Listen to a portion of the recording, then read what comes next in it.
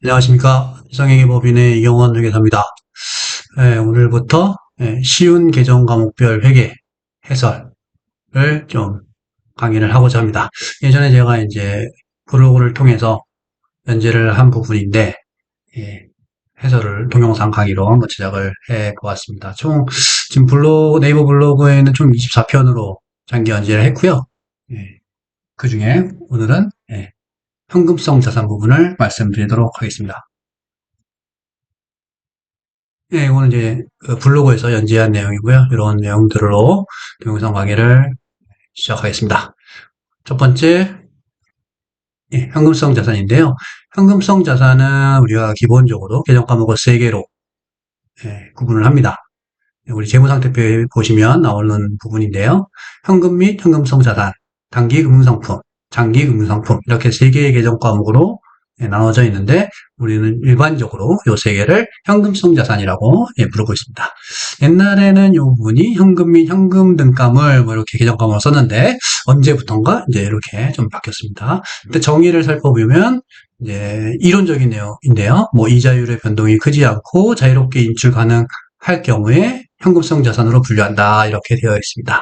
그리고 단기 금융상품은 뭐 좀 인출 제한이 있거나 만기로 따지면 3개월에서 1년 그렇기 때문에 이제 현금성 자산은 우리가 만기 3개월 이내로 좀 보고 있죠.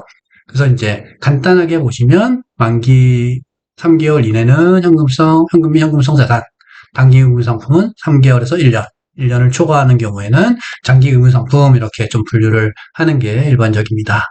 종류를 보시면 현금 및 현금성 자산은 뭐 현금, 보통예금, 당좌예금 이런 것들이 포함이 될 것이고 그 외에 어떤 은행과의 거래, 뭐 정기예금, 정기적금, 뭐 저축성보험, 당좌개설보증금은 이제 단기금융상품, 장기금융상품으로 이제 분류면서 만기에 따라서 분류를 하고 있습니다. 뭐 주의할 점은 이 2가지 정도 제가 뽑아봤는데요. 펀드나 수익증권, 이건 이제 금융권하고 이제 거래를 하기 때문에 뭐 단기 금융상품, 장기 금융상품 아니냐라고 생각을 할 수가 있지만 이거는 원칙적으로 유가증권으로 분류를 합니다.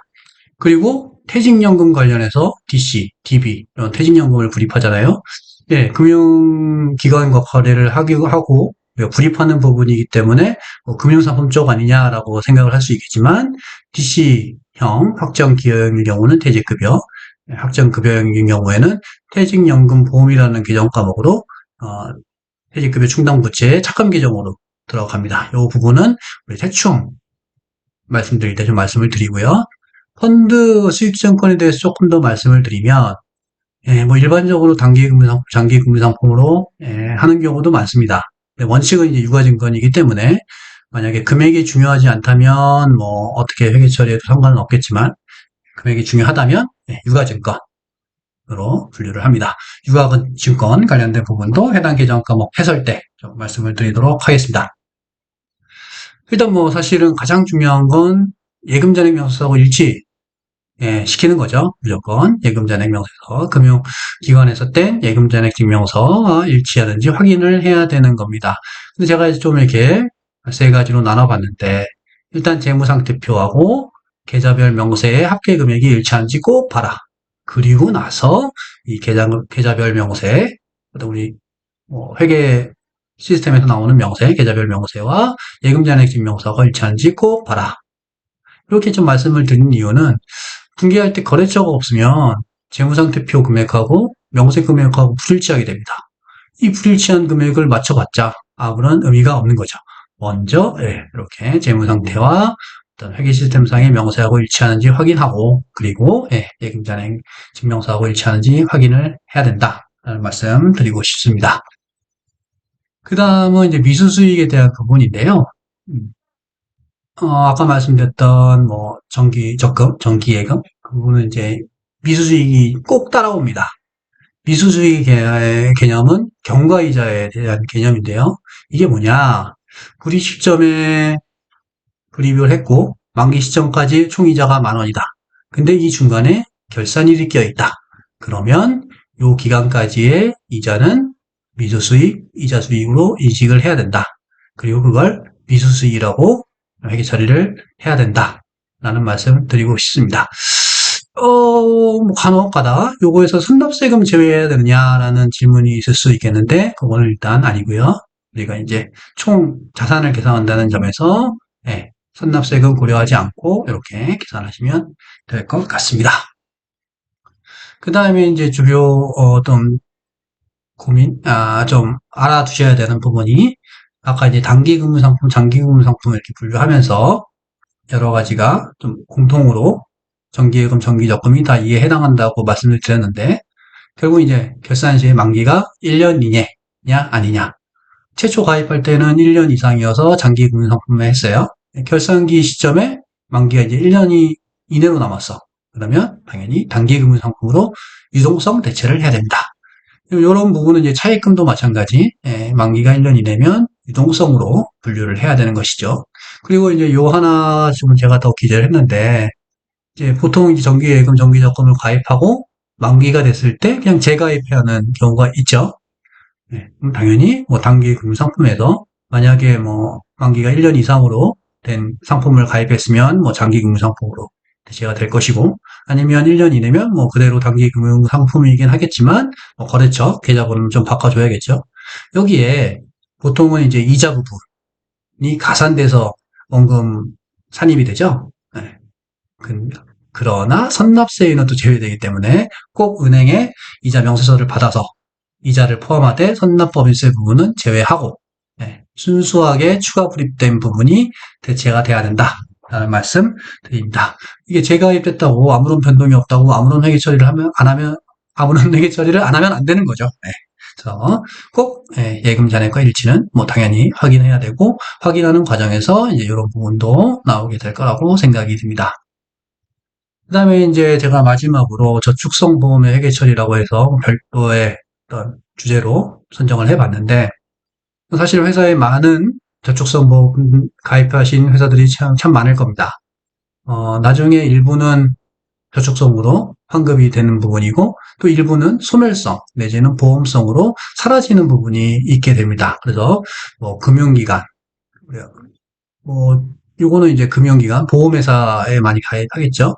보험회사에 불입되는 어떤 보험 상품들은 꼭 아셔야 됩니다. 저축성이 얼마고 소멸성이 얼마에 대한 부분인지. 요 케이스는 이제 10,000원을 구입했는데 영수를 보니까 저축성 부분이 6,000원이고 소멸성 부분이 4,000원이더라 라는 부분입니다. 그러면 이 소멸성은 보험료로 비용 처리가 되겠죠. 그리고 나서 이 저축성이 이 부분이 장기금융상품, 뭐 단기금융상품 이렇게 회계 처리가 될 겁니다. 근데 문제는 또 하나가 있습니다. 평가에 대한 부분인데요.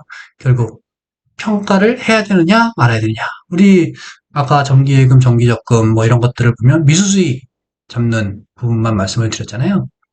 그거는 이제 원금 보장형이기 때문에 뭐 그렇게 생각할 수 있습니다. 이자에 대한 부분만 경비와 이자에 대해서 미수수익으로 잡는 거죠. 그런데 이 저축성 보험이라는 것은 결산일 시점에 해지환급금으로 평가를 하게 되어 있습니다. 그래서 보험회사한테 요청을 해야 됩니다. 12월 말저로 해지환급금 내역 주세요. 이렇게. 근데 보통은 초반에는 이렇게 평가 손실이 나죠. 6,000원을 구입했지만 지금 만약에 해지한다면 3,000원 받게 됩니다. 그러면 3,000원을 평가 손실로 인식하고 장기금융상품은 3,000원으로 계상을 해야 됩니다. 제가 그 다음에 표를 하나 더 붙였는데 이게 뭐냐. 일반적인 우리 보험회사의 저축성 상품은 처음에 평가 손실이 큽니다. 뭐 수수료 그런 부분들 때문이죠. 그 평가 손실이 점점 줄어들다가 일정 시점이 되면 이익으로 반전을 하게 됩니다. 그러면 계속 이렇게 손실을 잡다가 여기 계속 이익 잡으라는 말이냐라고 생각을 할 수가 있어서 제가 이 표를 붙여드렸는데 맞습니다. 그렇게 하라는 얘기입니다. 최초에는 평가 손실로 계속 인식하다가 그 다음에 평가 이익으로 계상을 해라.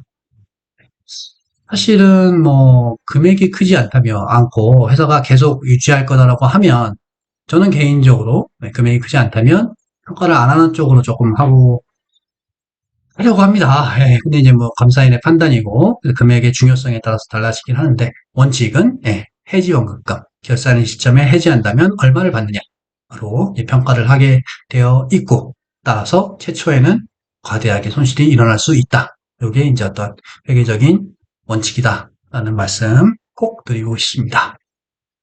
그리고 이제 외화 환산인데요. 이거는 이제 뭐 사실 계속적으로 나올 텐데, 화폐성 자산 부채는 매매 기준율로 환산을 하도록 되어 있습니다. 외화의 경우는 마찬가지인데요. 외화 통장에 10달러가 있어요. 지금 도전 장부를 보니까 잔액은 10,000원이야. 근데 12월 31일자에 매매 기준이 1,100. 그러면 1,100으로 만들어줘야 됩니다.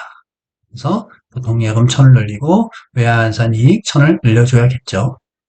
산식을 굳이 이렇게 쓴 이유는 결국 환율 차이를 하지 말라는 의미입니다. 요때 환율이 뭐 1,000원이고 그러니까 1,100원을 계산해서 곱하기 10달러 이렇게 하지 마시고 그냥 지금 잔액 10달러 곱하기 지금 현재 환율 1,100에서 장부상 금액, 장부상 금액을 빼서 계산을 해라.